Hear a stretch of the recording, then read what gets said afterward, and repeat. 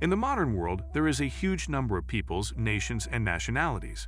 Their age is different, from several hundred to thousands of years. The emergence of the first ethnic groups on planet Earth was of crucial importance. People ceased to be just a group of tribes, they united. Of course, all nationalities were different. They differed in beliefs, customs, ways of farming. But most importantly, individual peoples managed to create states. Some made a significant contribution to history, and some remained on its periphery. Some nations, having passed all the trials, survived to the present day. Others have fallen into oblivion irrevocably. So what peoples have disappeared from world history forever? Why? As always, we will give all the answers in order. In the meantime, put on your national costume, for we are about to begin. Since the world is divided into several parts, and in each part lived many ethnic groups, we will tell about the disappeared peoples according to their places of residence. Accordingly, these are Africa, America, Asia, and Europe. And let's allocate the basic reasons of their destruction. The first reason is conquest and assimilation by other peoples. Many peoples disappeared because of invasion and conquest by more powerful and aggressive peoples. In doing so, they were either assimilated, losing their culture and identity, or completely destroyed. The second reason is changing climatic conditions or natural disasters. Some peoples disappeared because of environmental changes, such as climate change, drought, floods, or other natural disasters. The third cause is epidemics or famine. Sometimes the disappearance of a people may be due to massive epidemics of infectious diseases that wiped out most of the population. Also, famine and lack of food can lead to the disappearance of a people if they are unable to adapt to changing conditions. Of course, we cannot tell about all ethnoses, as there are too many of them. We will name only the most interesting ones and those whose contribution to history is obvious. So first of all, let's go to Africa. On the hospitable shores of the Canary Islands once lived several peoples. The most famous of them were the Guanches and the Bimbak. The former represented the indigenous population of Tenerife. Interestingly, the Guanches belonged to the Caucasoids, had their own language, and were also able to communicate by whistling. Genuinely, the origin of this people is unknown. Scientists put forward several theories. The earliest mention of the ethnos dates back to the XI century. The Arab geographer al-Idrisi was exploring the Canary Islands with members of a maritime expedition when he met the aborigines of Tenerife. They took the strangers to a village whose inhabitants in considerable numbers were fair-haired, with long flaxen hair and women of rare beauty. This people built pyramids, but used them as the dwellings of chiefs. The common people dwelt in caves. Society was divided into estates. Despite the fact that the Guanches lived on the island, they had not developed shipbuilding and navigation. They had their own language, but in the 16th century the Spaniards came to Tenerife and seized the island. The indigenous population, led by the chief, rebelled. As a result, part of the Guanches were sold into slavery. The other part was assimilated by the Spaniards and lost their native language. Another people inhabiting the Canary Islands was called Bimbach. It is assumed that it was related to the aborigines of Tenerife. Even less is known about this ethnos. Echoes of beliefs have been preserved. Traces of agricultural activity have been found. Scientists know little about the political life of the Bimbak. Like their neighbors, the aborigines of the Canary Islands, the Bimbak were destroyed by the Spanish. In Africa itself and its north, another vanished people lived before our era. We're talking about the Garamantes. They appear in the works of Herodotus and Roman historians and geographers. This civilization was technologically advanced. Pay attention. Even powerful Rome has not subdued Garamantes. Until the end of an epoch, the state remained formally independent. Everything changed with the Great Migration of peoples and the collapse of the Roman Empire. At this time, the Vandals invade North Africa, and the state of the Garamantes falls into decline.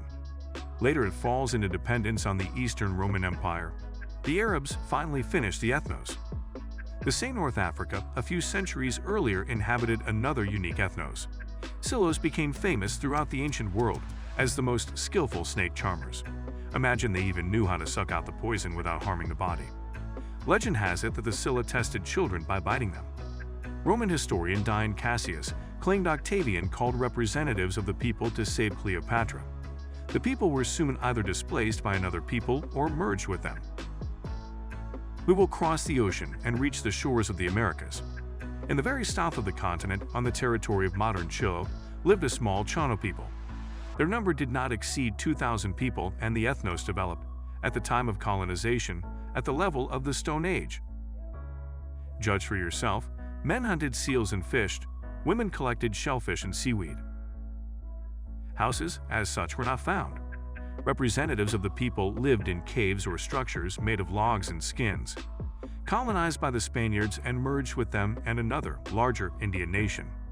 Interestingly, according to the 2006 expedition, the Chano people would not have survived to the present day because of the unfavorable natural conditions of their habitat. Let's move further to the north of the continent and get acquainted with the Cuiva people. This Indian ethnos lived on the territory of modern Panama and was completely destroyed by the Spanish conquerors. Its habitat was very quickly settled by Indians of the Kuna people, and for a long time they were considered relatives of the Cuiva. Recent studies have proven this theory wrong. A tragic fate also befell the Susquehannock people. Native inhabitants of the states of New York, Maryland, and Pennsylvania were exterminated as a result of rebellion. It is not known what the Indians called themselves. The accepted name was given to them by colonists from Virginia and the same Pennsylvania. The natives are related to the Iroquois and spoke a similar language, and in general the culture of the people differed little from their relatives. A characteristic feature of the Susquehannocks was militancy. The first Europeans noted a great variety of weapons they had. Later Indians even began to use cannons. Joining the Pontiac Rebellion, they were defeated and exterminated by the inhabitants of Pennsylvania. But the most famous American vanished people are considered to be the Olmecs. Creators of the first major civilization of Mexico, they are known from the historical chronicles of the Aztecs. The ethnos had its own written language, which has not yet been deciphered. The culture of the Olmecs was highly developed, as evidenced by numerous archaeological finds. Note, this people created the first water pipe in the Americas. Unfortunately, the remains of material culture do not answer the question of the reasons for the disappearance of the people.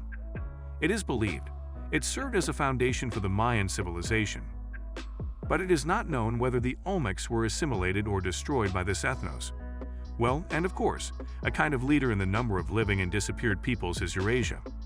But before we tell separately about the nationalities that lived in different parts of the continent, we would like to mention one ethnos. Its self-name is unknown. In science, the name Proto-Indo-Europeans is accepted. Have you ever noticed that the population of India does not resemble the representatives of any race? It's very simple. We share a common ancestor. The similarity is also manifested in the beliefs of ancient peoples and in the peculiarities of language. Think about it. All European and many Asian languages belong to the common Indo-European family. The ancestral home of our ancestors has not yet been found, although several theories are put forward. Also, Indo-European is considered to be a number of archaeological cultures. The Proto-Indo-Europeans did not disappear in the full sense of the word. They divided into many peoples and, so to speak, transformed. Some scientists mistakenly called them Aryans. You will be surprised, but such a people really existed. But Aryans, or more precisely Aryans, is the self-name of the ancient people who lived on the territory of modern Iran and northwestern India, and therefore they are also called Indo-Iranians. Ahead of your question, I will answer no to the Aryan race, who were so exalted by the Nazis. The ethnos has nothing to do at all. The latter term is not even considered scientific. But let's return to our Aryans. The name of the people translates as noble or free. Its supposed homeland was between the Dniester and Ural rivers. Interestingly, the Aryans, unlike most Eurasian peoples, migrated not from the east to the west, but vice versa. They spoke Sanskrit and left their descendants a memory of themselves in the form of the Vedas in Hinduism. It is also known about existence of the Aryan state. But since about VI century BC, the term Aryan begins to be used not for the name of nationality, but in the spiritual sense. Think about it. In Buddhism, the term Aryan is used in the meaning of holy, noble.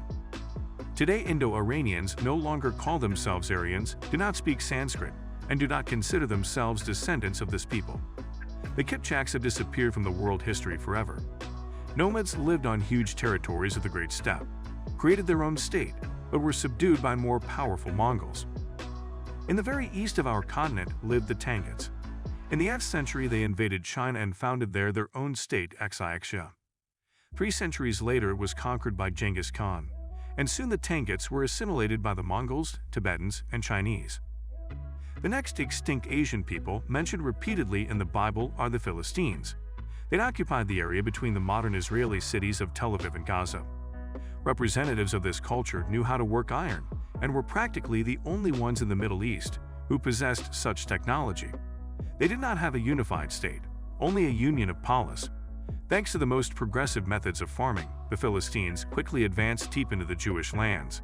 They stopped their expansion only in the era of the United Israelite Kingdom. They finally disappear from the world scene after the campaigns of Alexander the Great. They simply dissolved among the Hellenistic peoples. A little earlier, the Philistines themselves assimilated another ethnos, Tukras, the very ones who lived in Troy. The origin of this people is not precisely established. There are several versions. It is known, however, that after the fall of their state, one part of them moved to Cyprus and assimilated by the Greeks, and the other in Palestine, and there became part of the Philistines. And the cherry on our cake of disappeared Asian peoples is the Phoenicians. They made a huge contribution to history and culture. They invented the alphabet, circumnavigated Africa from east to west, began to blow glass, and created large warships. The Phoenicians were also considered excellent traders, but in the 8th century BC, their state was conquered by Assyria. Since that time, Phoenicia as an independent country ceased to exist, and the people gradually dissolved among its conquerors. And finally, Europe. Also like its neighbor, this part of the world abounded with various peoples. Here, first of all, Cimmerians, Scythians, and Sarmatians come to mind, who lived in the steppes of the northern Black Sea region, successively replaced each other, and dissolved one in another. In company with them, we will add Huns and Goths. The first of these peoples displaced the Sarmatians in the IV century AD. In the next century, nomads create their empire headed by Attila. But after the death of the ruler, it disintegrates, and later the Huns dissolve into another wave of nomads. Today, the Hun language is included in the category of extinct. The western neighbor of the nomads were the Goths. They originated in Scandinavia, but belonged to the Germanic peoples. In 238, the Goths settled in the Black Sea region, and in the middle of the century divided into the West and Ostrogoths. These last, taking advantage of the weakness of the Western Roman Empire, created their kingdom. The state did not last long and perished because of conflicts with the Byzantine Empire. The Ostrogoths themselves became part of the peoples who inhabited Italy. Their western relatives also had their own country, and it was located on the Iberian Peninsula. Interesting, the Visigoths are considered distant ancestors of the Spanish and Portuguese. The West Nothian kingdom fell under the pressure of the Arabs, but for a long time the kingdom of Asturias, created by the same people, resisted the conquerors. Crimean Goths are considered a separate branch. They lived in the southwestern part of the peninsula, and throughout the Middle Ages it was called Gothia. But this group was later assimilated by the Tatars. And since we have touched upon the Germanic tribes, I would like to tell you about the Teutons. The people who gave their name to the spiritual and knightly order lived in the lower reaches of the Elbe, on the Danish islands, and in the west of Jutland. It was the Teutons who first went to war on the ancient Roman state, defeated by Gaius Marius, and disappeared from world history. Think about it. For a long time, the name Teutons was used in relation to all Germanic tribes.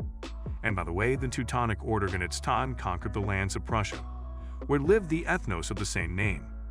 It is believed that he belonged to the group of Baltic nationalities. The main reason for the disappearance of the Prussians was the capture of their homeland by the German order. Most of them were Germanized. Some groups became part of the Lithuanian and Byelorussian peoples. It is noteworthy. About 1 million inhabitants of modern Germany consider themselves descendants of Prussians, although neither language nor culture of this people have been preserved. Eastern neighbors of German and Baltic tribes from ancient times were Slavs. Therefore, we would like to mention one of the Slavic peoples, the Veneti. This ethnos is found on the pages of works of many ancient historians from Herodotus to Jordan. Veneti became the basis for all Slavic peoples. Judge for yourself. The Veneti occupied vast territories from the Vistula to the Carpathians and the Danube. Later they split into 3 groups, from which 3 Slavic branches emerged: Western, Southern, and Eastern. Let's move to the very west of our continent, the island of Britannia. Here, in its very north, lived the Picts. The name of the people translates to painted or tattooed people. It is believed that this ethnos gave the name to their southern neighbors, calling them Britons. Accordingly, the name of the island also comes from the Pictish word.